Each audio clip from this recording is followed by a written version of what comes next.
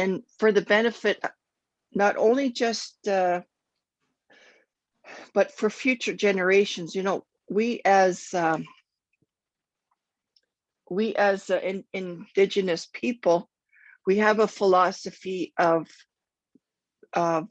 thinking any decision or action that we take that is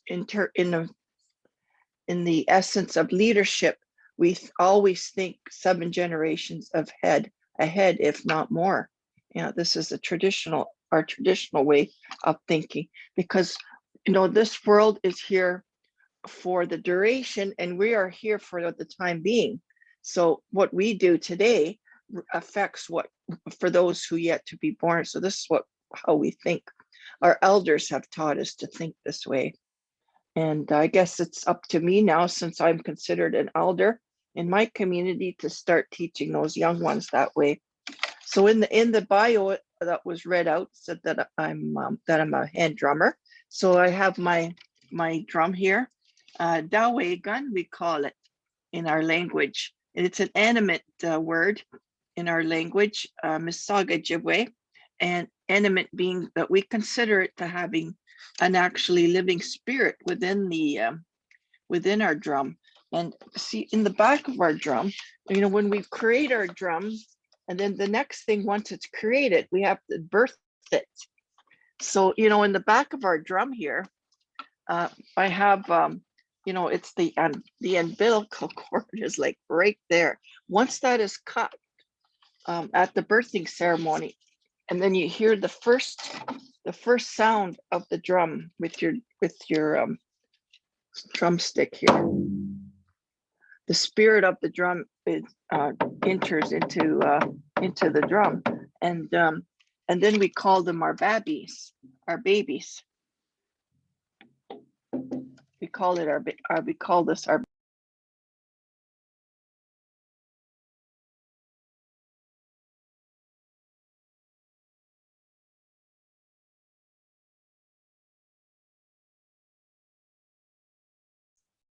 Now you're muted, Dorothy. And not only do I have to treat it like a baby, but we treat it, I have to feed it.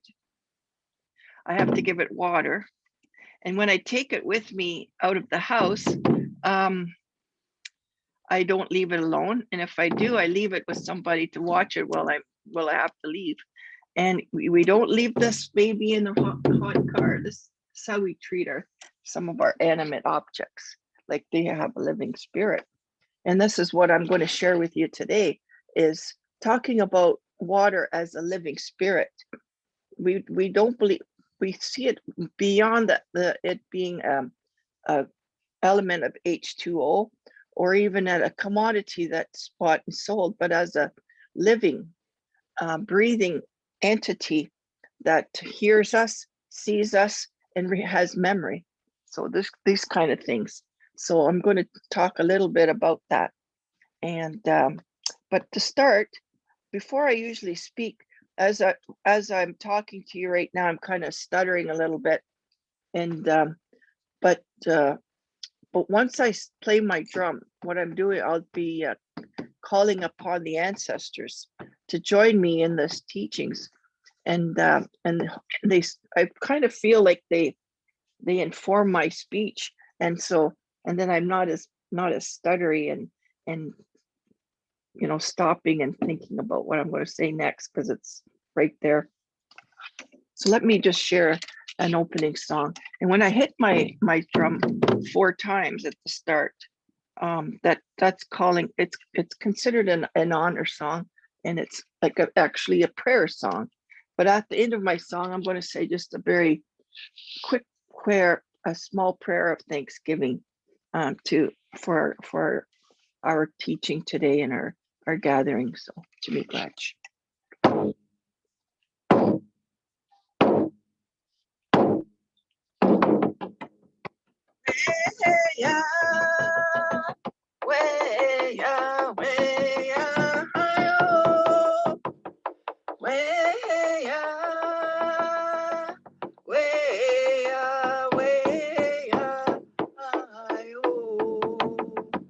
we away.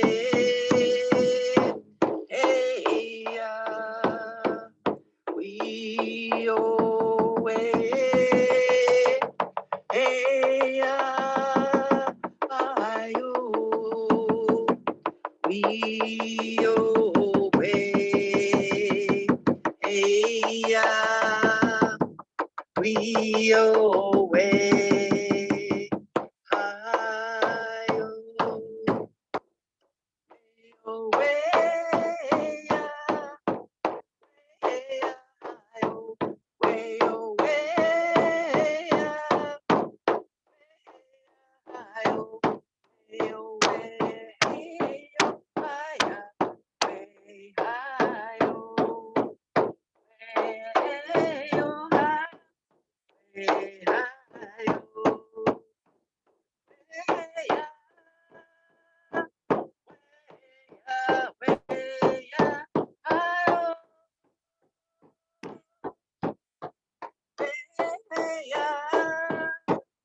Way away.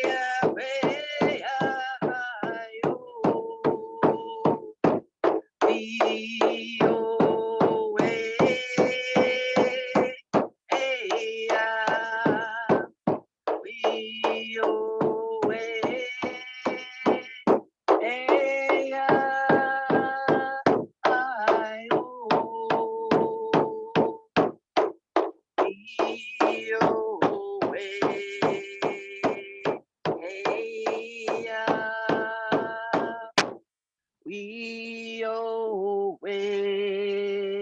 I-oh. Naha mi gwach kana gada. Naha po sho kishamina do nem ki kapaneshi kwa. Dish na kas overgog do dem.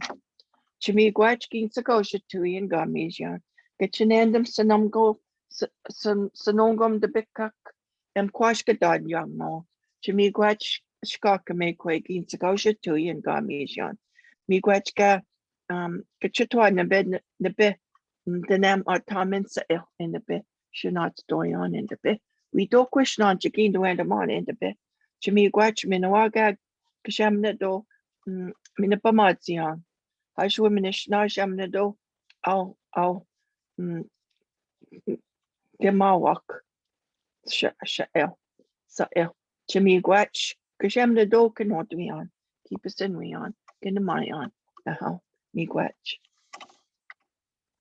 So about 3 years ago, I guess not even, maybe like 2, I got together with a group, that's the Peterborough Green Up, and they put together a film on water, and they interviewed me, and so this is the film I want to actually share with you tonight. It's a short little video talking a little bit about the teachings of the water, but I was going to expand on that even further at the end of the video. So if you could play that now, Beth, I'd appreciate that. Me watch. I'll see you back in a little bit.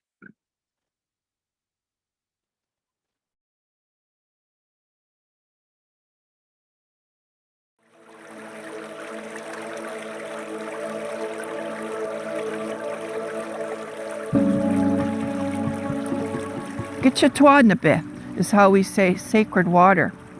It is our belief as Indigenous people, not only of Turtle Island, that's how we refer to North America, but also of all Indigenous nations around the world. It's been my experience that they also hold water in highest regard. In our first stories, our creation stories of the Medeowen Lodge of the people of the Ojibwe Nation, we say the first ever creation was sacred water. Creator God made us with the first thought of unconditional love. And what was created first was Nunziwabo, the water of the universe, the water of the galaxy that exists in the center of this galaxy that we call the Milky Way. It's also in those stars that we look upon in the evening when we look up to the sky and we see those beautiful stars. And when those comets come into our orbit sometimes, you know, they are made of water, and that's why they shine so brightly in the night sky. So that is that Nunzi Wabo. The next water that was created is Mite Wabo. Mite Wabo is that spirit water. It's that beautiful water of our birth. Our mother carried us in her womb. We were created and formed in that embryonic fluid, it's called medically. But it's actually, to us, Mite Wabo, that sacred water of creation. The next thought of unconditional love by the Creator was Dudu Wabo, but it refers to the water of our mother, Ishkakamekwe, Mother Earth. You know, she gives us all the life. She gives us everything that we need in terms of food, shelter, medicine, and she loves us so much. And those rivers, those lakes, the ocean, the very water that falls from the sky, Gamewan, that's that sacred water, that Dodo Wabo. It's that water that gives life to all life. No life begins, no life can live without that water we call Gitchitwanabe. As my story continues, the last thought of unconditional love by the Creator, and what was created then was Muskowabo. Muskowabo is red water, and it's that red water that runs through our very veins in our body. Adults, we hold 5 liters of blood, and it's pumped by that heart. We were created first with that unconditional thought of love, Muskowabo, and so that makes us, each and every one of us, sacred people. So, you know, we are amazing. We have these little hands that can create many beautiful things. We have our voice, we have our thoughts. So those elders say, only have good thoughts, only have good words, only use your hands in a good way, towards yourself especially. So that's those 4 sacred waters of creation. Nunzi Wabo, Mite Wabo, Dodo Wabo, and Musko Wabo. What are water walks? That's when we pick one weekend in May, Mother's Day weekend. We choose a lake and we walk the perimeter of that lake. Whether it takes us a day, whether it takes us all weekend, we do that in prayer, sacrificing your own comfort for that water. We're led by a woman to carry that water and a man who walks beside her, and we lead the people. You know, we've had up to 500 people participate with us on those water walks. I'd like to acknowledge Auntie Shirley Williams and her niece Liz Wozwamik. They started that, and we were inspired very much by the work of Grandmother Josephine Mandaminban. In this area, we've been walking for 12 years, but at the 10-year point, the water walkers, we all got a copper brooch, and it's in the shape of the copper pail that holds that water that we carry in prayer and ceremony.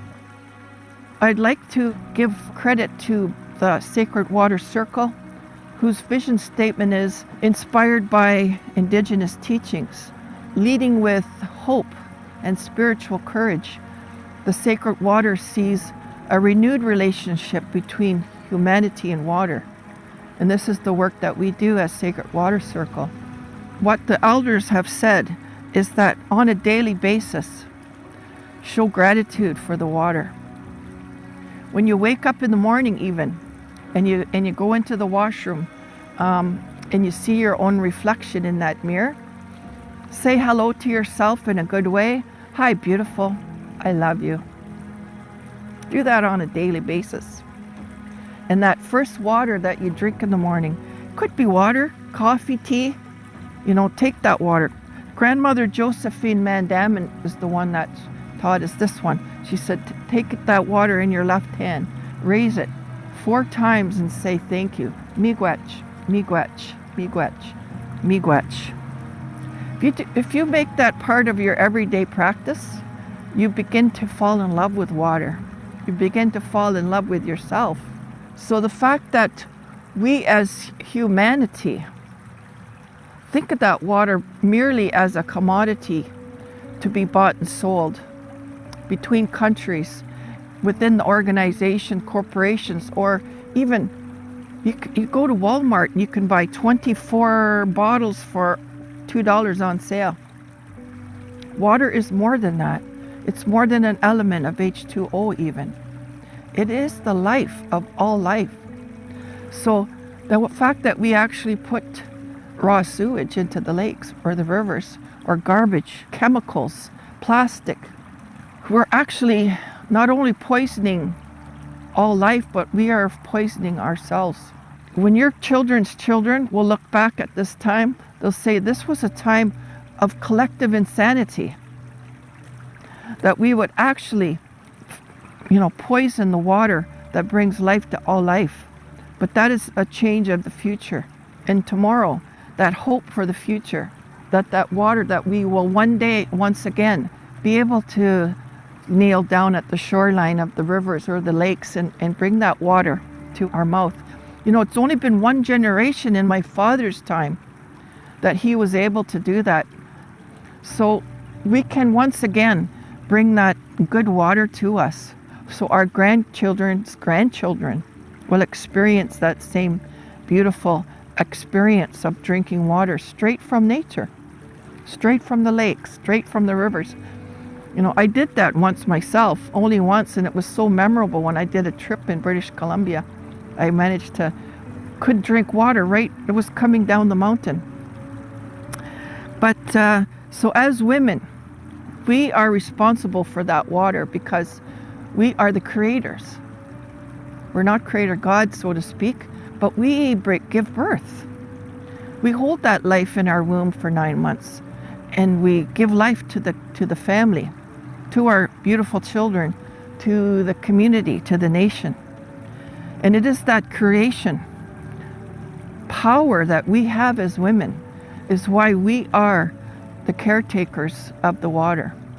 So take your responsibility as women, regardless of your nation, for that water, and do that, just that little bit. That little bit is to give thanks for that water on a daily basis. Chimi gwach, get your tuan be. Ginsako tuyan gamisyan, up to gapane. May you now and forever bring life to all life and all sentient beings, now and forever, onto 7 times 7 generations. That's the message that I leave with those young people. Not to be afraid of tomorrow. Not to be concerned that, your children's children won't have that beautiful air to breathe and that water to drink.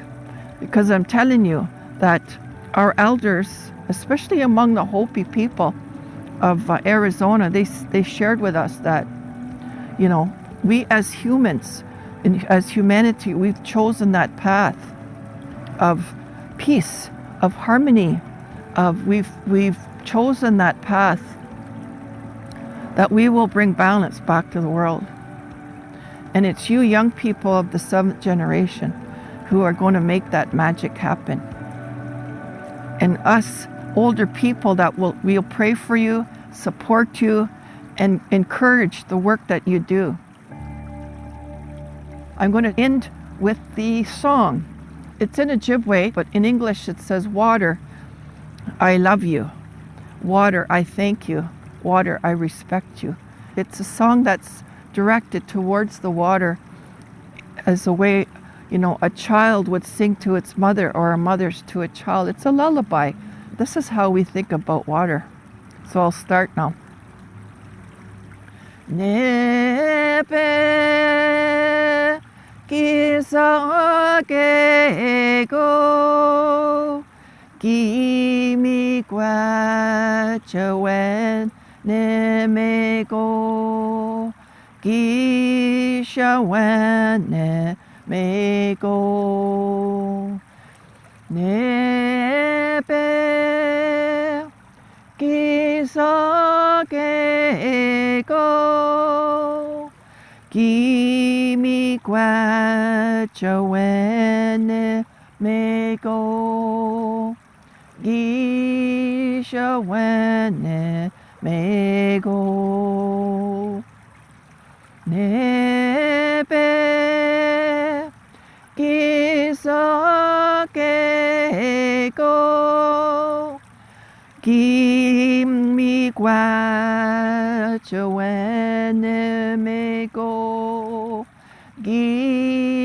Gishawene meko.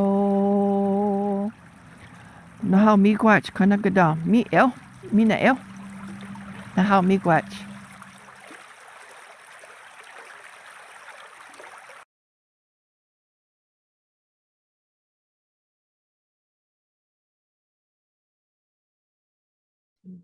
Don't forget to unmute, Dorothy. Time every time that I do that. But yeah, so the video pretty well is a very, you know, succinct representation of our teachings. Mark, could you get me a rattle, please? It should be on the table. Yeah, my husband just came in.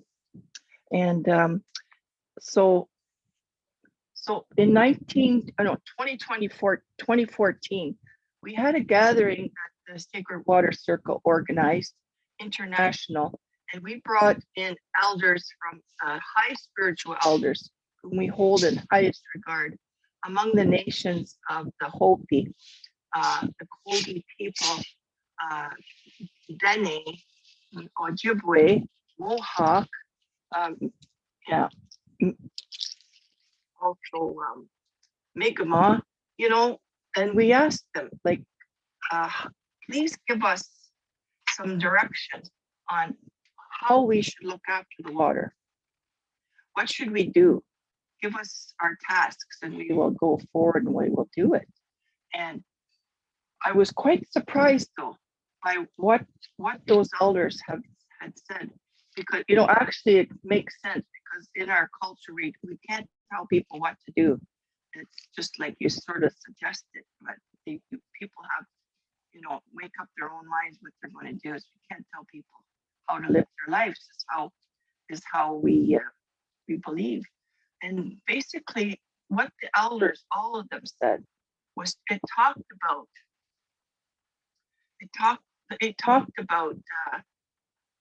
love, talked about kindness, but they said balance will return to the world and balance will become a reality, and, you know, the water will continue to flow and the sun will continue to rise and set upon us. But how we make the change in this world is through self-love. So self-love, many of us, even into our adult senior years, we kind of still have, we haven't really, some of us, come to that absolute practice of recognizing how to love ourselves. And through that love is how we are going to help the world and to leave a better place for our grandchildren's grandchildren. And how this begins, they said, self-love begins through the teachings of the heart, which I shared with you in that video. But also, they said, to have self-love begins with a spiritual practice of some kind and a daily prayer of thanksgiving, a prayer saying, you know, thanks to Creator God and to those who walked beside us in the past and to those who yet to be walking on this earth. We say thank you for your guidance. And we say thank you for the air that we breathe, for the food that we eat, for the beautiful house and homes that we live in, and for the people that love us. And we say that on a daily basis. And also, we say, most importantly, thank you for our life. Thank you for the water, and for the water that runs through the veins of our mother, now and forever, and say thank you for that water. And that's through prayer. Also, how we could also lead to that and achieve that self-love is through song and through laughter. You know, it was laughter. It's been my opinion, actually, in my observation, that, you know, even though we as natives, the native nation, have lost a lot. You know, we lost our land, almost lost our culture, our language. Our children were taken from us. You know, just imagine just how you would feel if your grandchildren were taken away, and through the whole. And some of them wouldn't even return until they were 16. You know, taken at the age of 4 and not return until they were 16. You know, it's a tragedy. And so, how did we overcome all that, you know, violence that was visited upon us? And I would really believe that it was laughter and jokes and laugh. Just think about each and every one of us either has a friend or a family member that, you know, when we get together with them, they make us laugh just so hard that our cheeks start to hurt, the tears run out of our eyes because we laugh so hard. And then after that, after you finish laughing, just how wonderful you feel. Singing as well. You know, each and every one of us has heard that song saying that, you know, in the church by a beautiful choir or a good singer, Amazing Grace. Or, you know, we have, you know, classical music. Music is music is the expression and creation of spirit. So after you sing together, like Christmas carols, etc., you know how good you feel. So find song in your life every single day. This is what those elders have said, and exactly. And you know the Nibis song, we sing a lullaby to the water, and you'll sing to your grandchildren. I know I sang to my children every night when I tucked them in. And even as I was raising them, I would sing to them more than I would actually talk to them when I wanted them to do something or had to get them to do something, like come to the table, eat, etc. You know, and get up in the morning for school, which was hard for some children. And so singing and laughter really it lifts up our spirits. Also, with kindness to ourselves. So, you know, you might say, you know, why are you always talking about yourself? It's not a narcissistic thing or self-absorbed or selfish teachings that I'm sharing with you today, but it's so important for us to be kind to ourselves. And like I said in that video, every day you should look at yourself in the mirror. I do this actually. And I say, you know, hello, beautiful, I love you. Even though maybe actually you probably already know this, but I wake up picture ready every morning. And you know you do too. And then I'll say things like sometimes even that's not enough. So self-affirmations of you know, I'm a beautiful, strong, capable, amazing person. Say that to yourself 7 times. I do this particularly when I have to say something in do a public speaking. And so, you know, even though, you know, I do have the knowledge of those elders behind me, I kind of do have a little bit of you know, a little bit of camera shy and nervous. So I have to kind of lift up myself. So be kind to yourself in that way. Never say, even your thoughts, your very thoughts are important. Don't ever say, oh, I'm stupid. Oh, I'm dumb or whatever. Or, you know, say, reprimand yourself. As soon as that happens, stop it immediately and say that affirmation. I'm a beautiful, kind, amazing, strong, intelligent person, and, you know, replace those thoughts. Because even the spoken word is very powerful, but even our very thoughts can make a change in the spirit world, is what the elders say. And then you know, learning our origin stories, we call it akose, like not akose. We say, talking about sacred stories. sacred stories. That includes, once the snow falls, we start to talk about our stories, and that unusual stories, etc. But also, you know, it's very important to share with your grandchildren. This will give them a solid base about your family history, your family tree, because that kind of gives them roots to stand tall. This is where I came from. This is who my people were, and how important that really is. And you might say, well, I was adopted, you know, my children are adopted, etc. Well, that is the case on some occasions. And the family that raised you is the family that you should acknowledge as being yours, as the ones who raised you.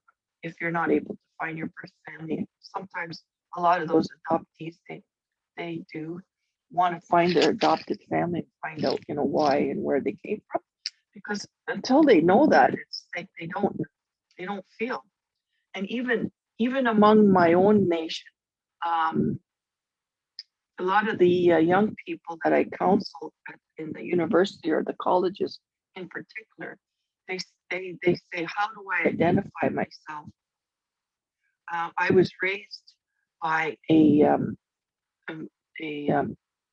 non-native family, or I was adopted by a non-native family, or I was, you know, I don't look enough, I don't look native, or I was raised by a native family, but I'm not native.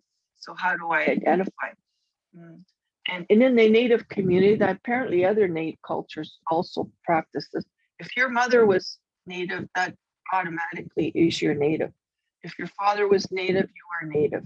So, you know, if you have even any identification of being First Nation, then you identify. And that makes them feel so good, you know. And so that's that.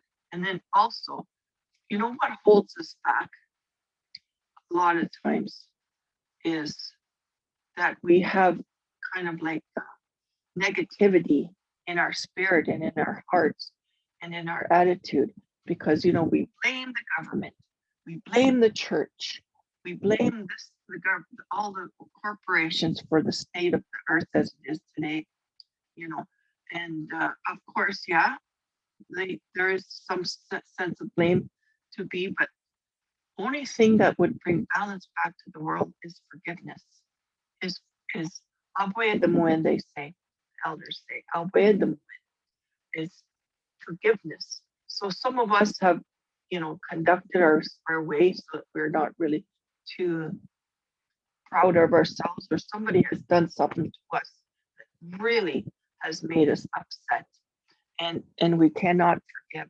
And we say only through forgiveness can healing begin, and that love can be brought into our heart and stay.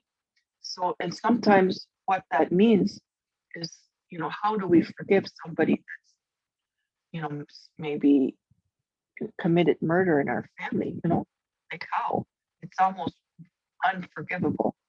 As Native people, we have said, you know, what happened to our people is unforgivable. But we say that only that healing can only begin, balance can only return to this world is through forgiveness. And forgiveness comes through a spiritual. This is the reason why actually, when you go to any of our ceremonies, our sunrise ceremonies, or if you're ever included in a ceremony type ceremonies, there's always strawberries at our ceremonies. And to us, we have a story about forgiveness for strawberries. And you know that strawberry is the shape of a heart. So these are also the heart teachings representing love. And also, you know, it's the only fruit that I am aware of that has the seeds that are on the outside of the fruit, not inside. And that represents new beginnings. Every day is a chance to move forward in balance, in self-love, with kindness, in gratitude, in laughter, and play, and stories, and dancing, you know. And through this, we can achieve as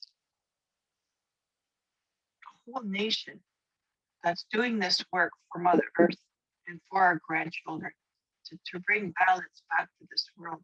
And these teachings that I shared with you just now is called Geen Gitabanam. I belong to you. Geen Gitabanam, I belong to you. Because the work that we do for the mother, the work that we are selflessly doing for our children and our grandchildren is we share what we have, everything that we have. We would give our very life for our grandchildren, wouldn't we? I belong to you.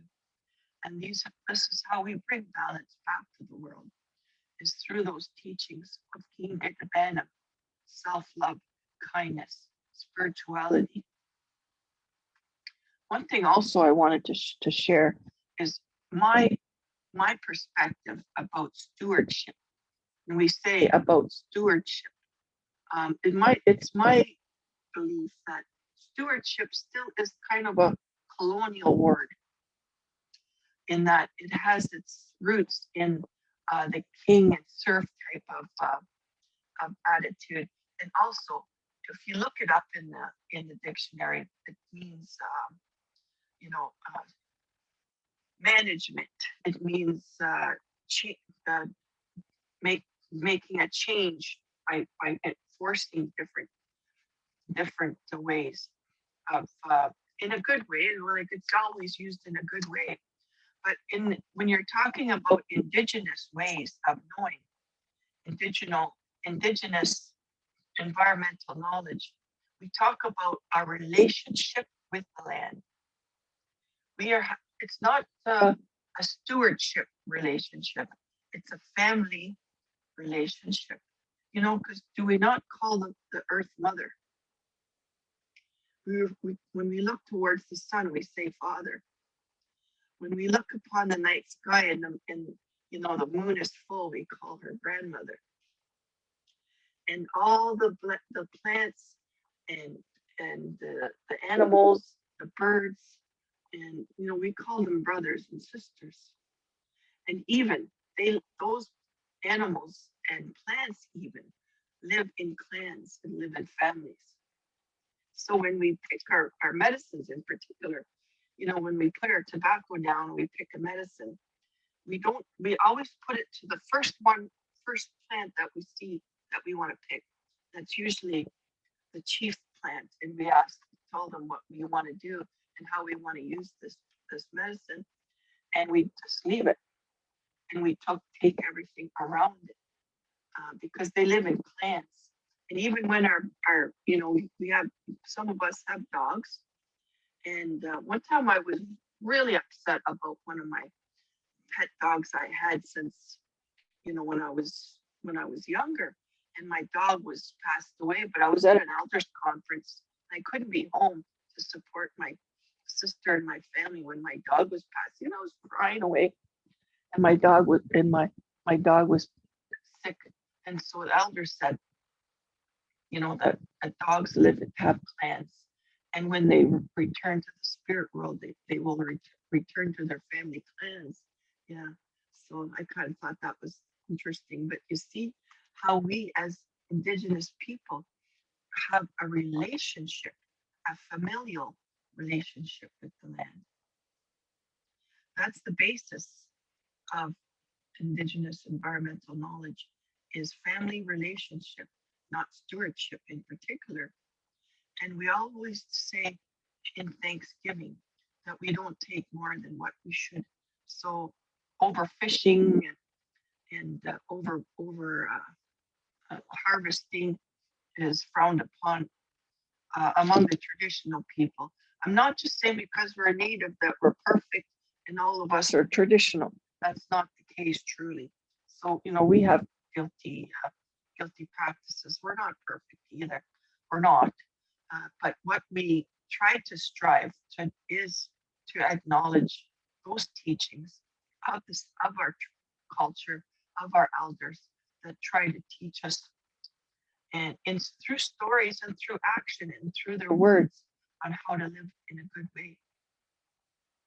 And it's always in ceremony and always in prayer. And this is how balance will be achieved, and how the water will one day be returned to pristine. Because when I said earlier in that video that water has memory, and right now we might be disrespecting the water, but that if we say thanks to that water daily, if we stop causing harm to that water because we think of it as a life giver with a spirit, and we continue to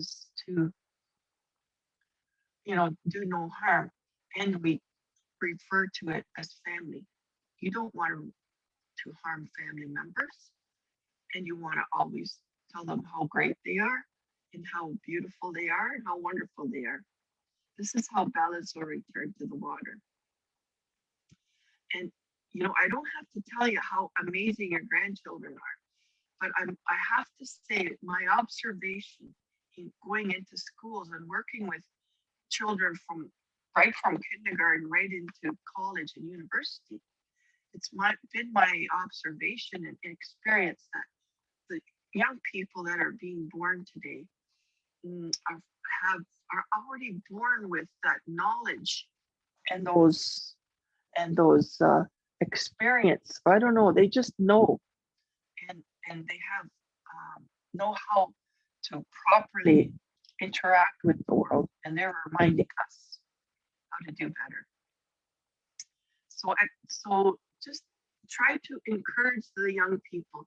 Some of them are on the internet too much and watch too much TV even, and all they hear is the negative that's happening in the world and what's happening to our environment. But my work with the Sacred Water Circle, I have seen so many and interacted with so many people at all levels of government, and individuals and volunteer groups are doing tremendous, amazing work on the environment. And it's the young people that we know and love who will be successors to that work that's being done now. And I think you'll agree with me just how amazing the young people are. So thank you once again, for asking me to share with you today. And I'm hoping a little bit that I shared, which are not my words, but that might help you in what we're talking about, attitude and action plans, and how we can bring balance back to the world and to support the water and the work that we do. But I know I'm preaching to the choir, because you are amazing people and you're doing tremendous work already. So I have to applaud you and acknowledge the work that all of you are doing. So thank you so much. Thank you too so much to you, Dorothy, for your eternally optimistic perspective. When you used to come to my classroom, and when we went on a field trip together, and my students would leave the classroom after your talk, and it was like they were walking on a cloud, wow. Just to hear the hope, to hear the importance of hope and your vision for hope. The teachings on gratitude and kindness, positivity, the importance of humor, self-affirmations. I mean, I think in our house, Scott and I will start every morning with, I'll do my own self-affirmation, but he will also, I even wrote it down, Dorothy. I've got the script. Beth, you are a beautiful, strong, kind, amazing woman. I think that would be a really good thing to do after we say thank you to the morning, water, the tea, the coffee. I say that every morning. He's pretty good, I have to say. But the point about the other vision that you have that I just love is the idea that this is a turning point, and that we and the generation that is coming after us is really starting to get this and really starting to step up. I was talking to someone at one of the school boards, and she was saying the rise of environmental clubs in the last 2 years has been incredible. And so, just like you said, the kids really are starting to step up, and like Malika Collette and the youth rally on March 25th, So I really think this is a turning point. Taking time every morning to, thank the water reminds us, I think, how to go through the day thinking about our impact on water. And finally, from the relationship to the land, seeing nature as family really made a huge difference in my perspective. And just seeing how that's developed over the years, it's such an important teaching. So miigwech to you. Thank you for your time. I enjoyed myself. So we're 8 o'clock almost. And Yeah. we have time for questions. Yeah, we'll definitely continue questions as long as people want to ask questions and have comments and whatnot. But before we get into that, I'll take this opportunity to thank everybody that came out to listen to us and to listen to Dorothy tonight, and such a great message.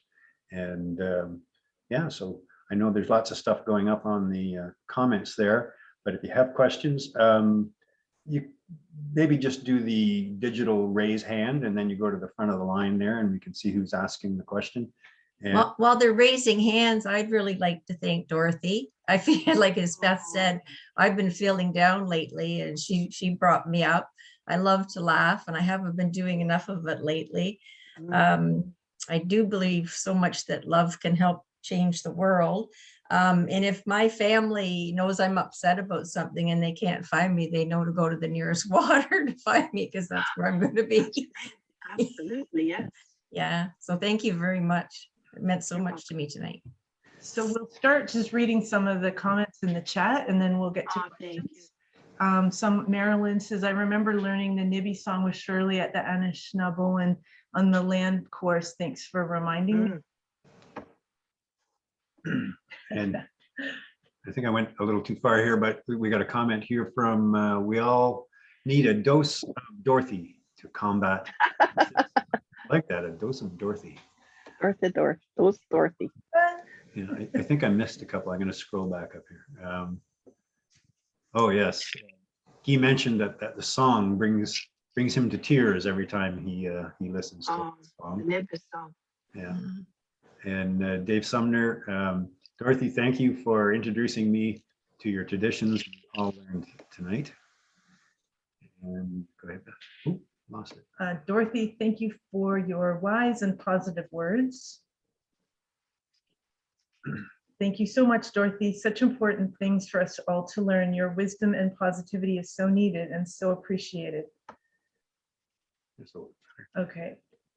Al Slavin says, Dorothy, you are so wise and loving. We all needed to hear you. Linda.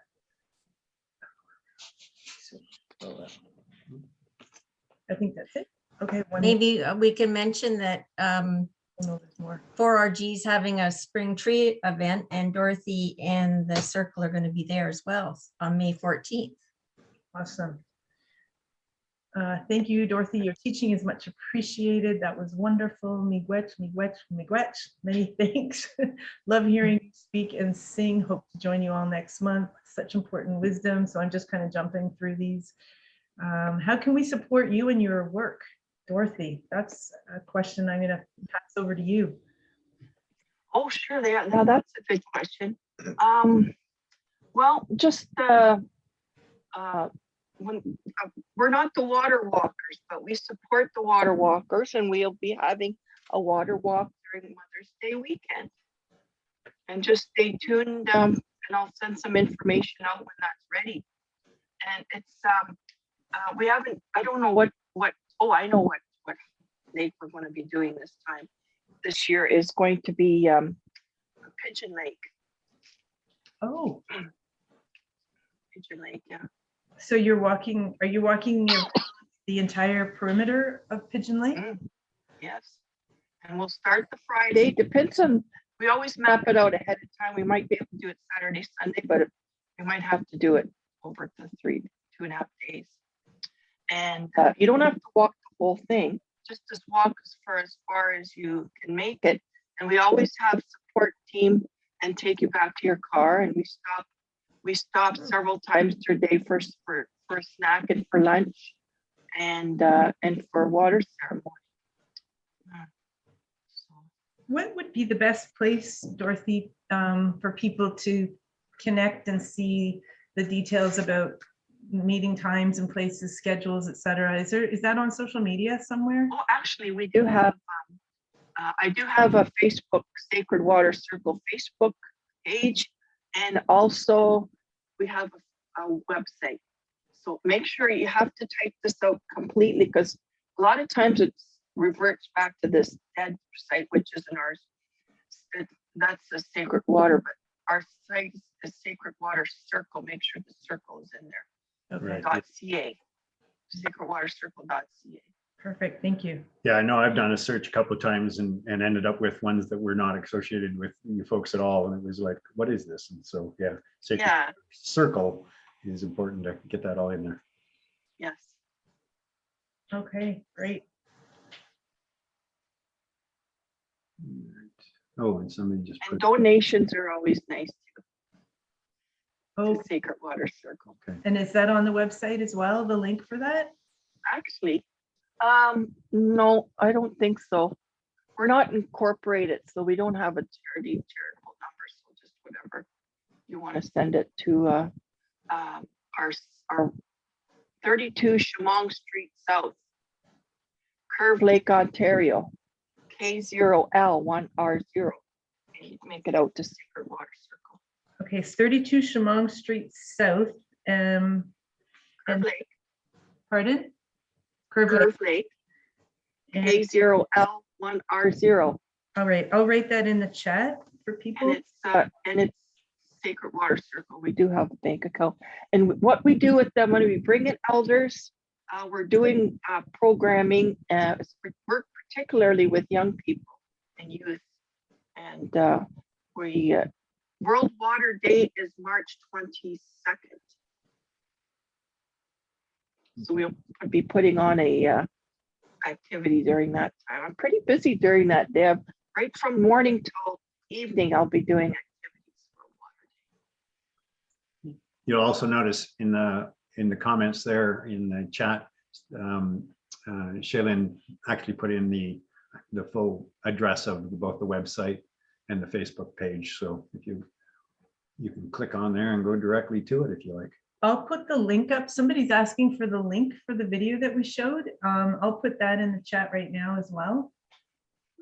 It won't Also be on our website as well. showed. No, yeah, the video we showed will be in the chat as soon as I can get there. And then this is being recorded and will be uploaded to the For Our Grandchildren website a day or so. I chopped the very first of it off. I didn't hit the right button. So it starts with Dorothy. You don't have to listen to me again. So that's a good thing. So Scott, can I just ask Dorothy to please let me know when the walk is happening, and I'll make sure. Okay. We've got our newsletter person on the call here somewhere. I don't see him, John, anymore, but we'll make sure that we put a little advertisement for the Sacred Water Walk in the For Our Grandchildren newsletter just as when we can. Awesome. Okay, I'll make sure. And I've been to that event a couple of times, and I think that we should make donations so that there's lots of support vehicles, because it's a long, long walk. Mm. Yep. Yeah, we should have it organized by now. The water walkers do all the work and we're the support. So we must have something in place by now. But we were still kind of iffy with the plans, because who knows what the restrictions on COVID are. I think they're being a little bit more lightening up a little bit. Yeah. And Beth now has that link to the video on the chat there. I know for a lot of you, it played nicely on the computer here, but on the second computer where it was coming back to us, it was a bit choppy. So if you want to watch that video again, go to the website, and shouldn't be as choppy when you're watching it yourself. So do we have any other questions, comments, or whatever that people would like to contribute? No, it doesn't look like it. Okay. Well, That's fabulous. yeah, once again, that was a great presentation and a lot of interesting, thoughtful things that were said. And I'm sure everybody's going to take something different from that. There were so many things. And so each of us hopefully will take one or two at least messages from that to incorporate it into our being, and that should benefit everyone. So yeah, with that, I would say good night to everyone, and glad you could join us, and have a good evening. Thank you. Good night, everybody. Thanks Good again, night, Dorothy. Scott. Thanks, Thank you. everybody. Thanks Thanks so for much. joining us. You're welcome. Thank Thank you. you.